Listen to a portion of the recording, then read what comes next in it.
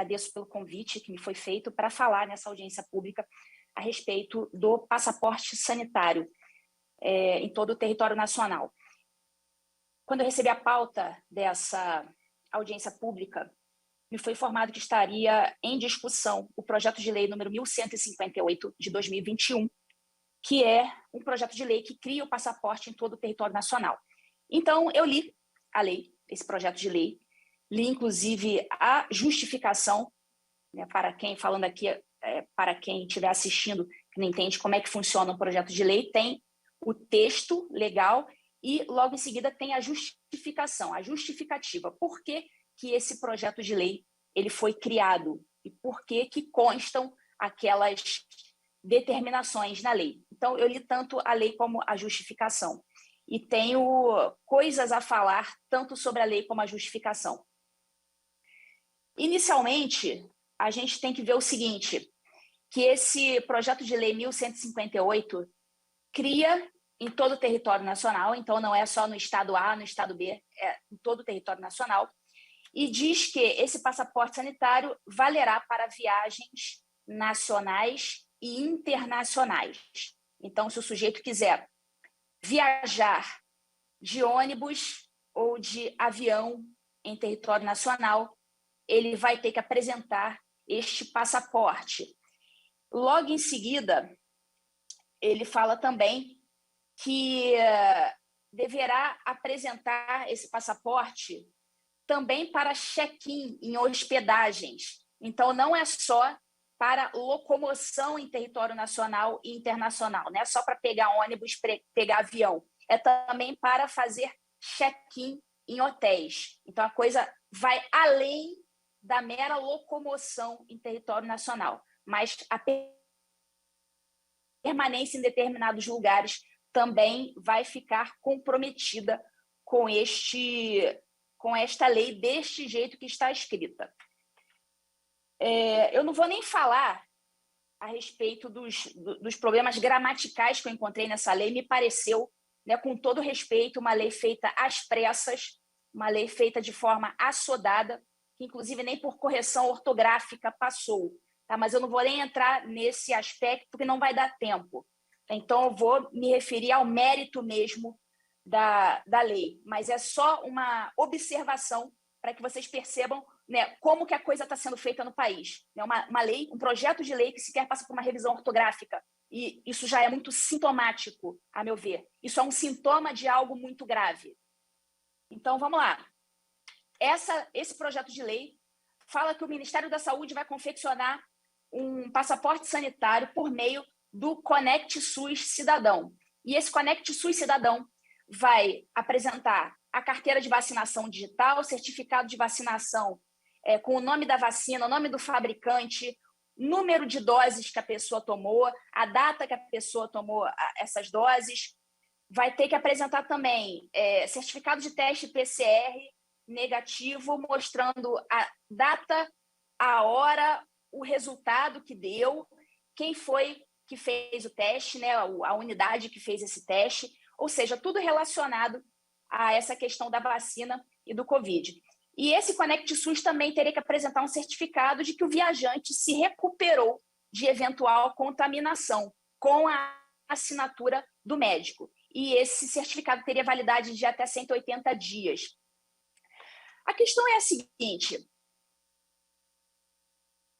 a nossa Constituição Federal é muito clara. Então, eu não vou aqui sacar um princípio da cartola, dizer que isso aqui fere a dignidade da pessoa humana, assim, genericamente, como outras pessoas fazem para negar o que nós estamos falando aqui. Não, eu não vou sacar princípio nenhum da cartola. Eu vou dizer o artigo e o número do artigo da Constituição que esta lei viola. Eu não vou sacar nenhum princípio aqui da manga. Eu vou dizer o artigo, vou dizer o número do artigo e vou dizer o que o artigo da Constituição diz. E vou dizer por que essa lei está violando a Constituição. Essa lei, pelo simples fato de estar sendo discutida aqui, já é um assinte. Como diria Chesterton, chegará o dia que teremos que discutir, que teremos que provar que a grama é verde. E a gente está aqui hoje para provar que a grama é verde.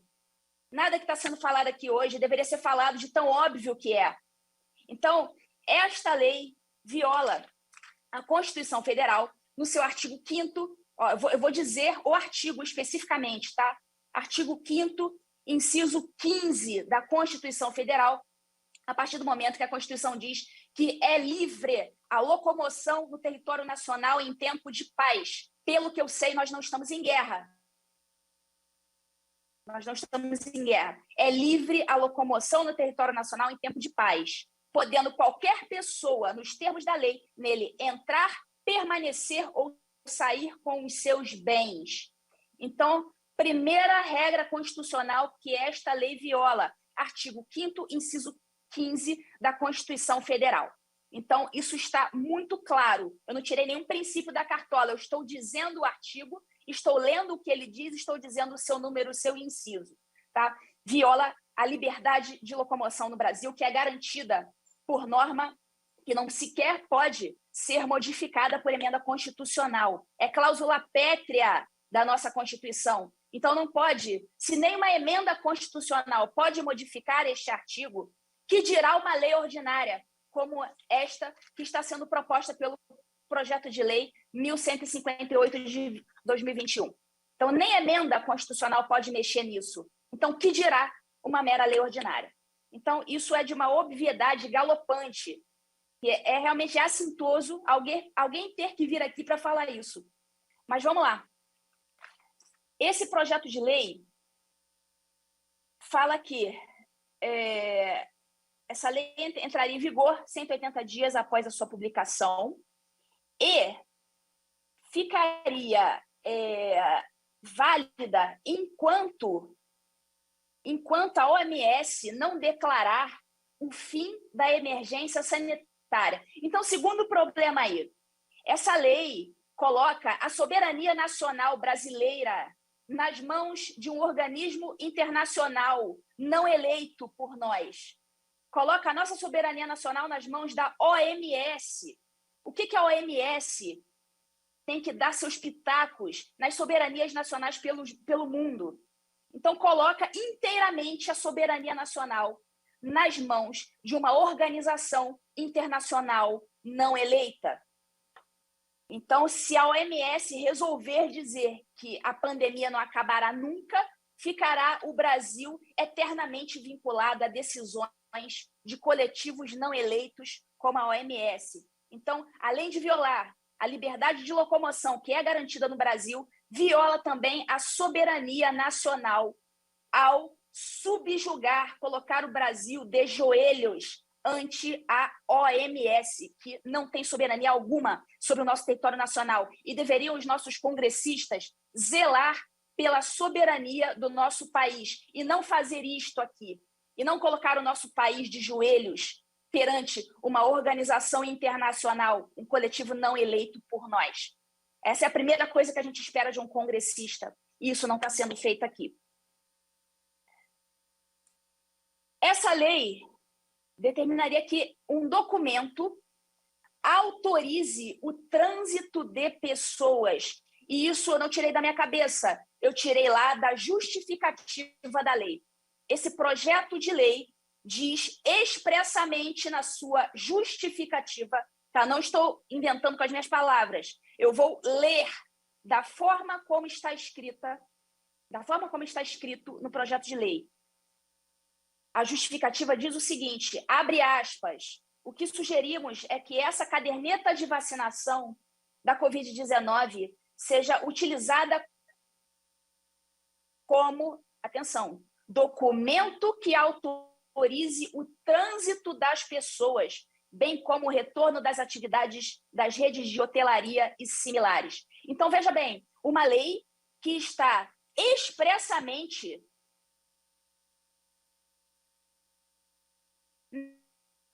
na cara dura, dizendo que o trânsito tipo da Constituição que esta lei viola. Além da liberdade de locomoção, esta lei viola os artigos 137 seguintes da Constituição Federal, na medida em que a Constituição apenas permite essa liberdade de locomoção quando houver o decreto de estado de sítio viola uma série de dispositivos constitucionais, um deles, inclusive, cláusula pétrea, a liberdade de locomoção. O artigo 37 da Constituição diz que o estado de sítio é algo tão grave que apenas o presidente da República pode decretar, e mesmo assim não é tirar da cabeça dele, não. O presidente da República só pode decretar o estado de sítio ouvidos o Conselho da República, o Conselho de Defesa Nacional e ainda solicitar ao Congresso Nacional autorização. Então, olha a quantidade de requisitos que se tem para se decretar um estado de sítio. Não é simplesmente o presidente sacar da cartola a ideia do estado de sítio, não. Ele vai ter que, além de ouvir o Conselho da República, o Conselho de Defesa Nacional, ele vai ter que pedir autorização do Congresso. E só depois disso tudo, o estado de sítio vai poder imperar no Brasil. E o estado de sítio prevê que uma das suas medidas possíveis é obrigação de permanência em localidade determinada, ou seja, limitação na liberdade de locomoção. E segundo, suspensão também da liberdade de reunião. Tem outros requisitos também, mas o que se refere aqui ao nosso assunto são esses dois, são importantes. Obrigação de permanência em localidade determinada e suspensão da liberdade de reunião.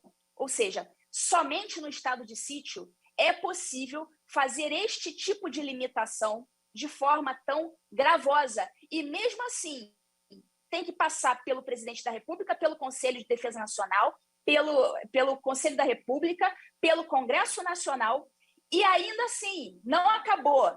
Ainda é necessário que haja um prazo limite, e esse prazo é de 30 dias, prorrogáveis por, no máximo, igual período a cada vez. Então, não é assim, à vontade, vamos limitar a liberdade de locomoção no Brasil. Não é por lei ordinária. Basta o Congresso Nacional fazer uma lei nesse sentido e está tudo certo. Não é assim. Liberdade de locomoção é coisa muito séria. Os nossos bens mais valiosos no Brasil são vida e liberdade. E estão querendo tirar nossa liberdade por meio de uma mera lei ordinária, quando a própria Constituição diz que é livre a locomoção em território nacional, e para se restringir apenas nessa hipótese aqui de estado de sítio, que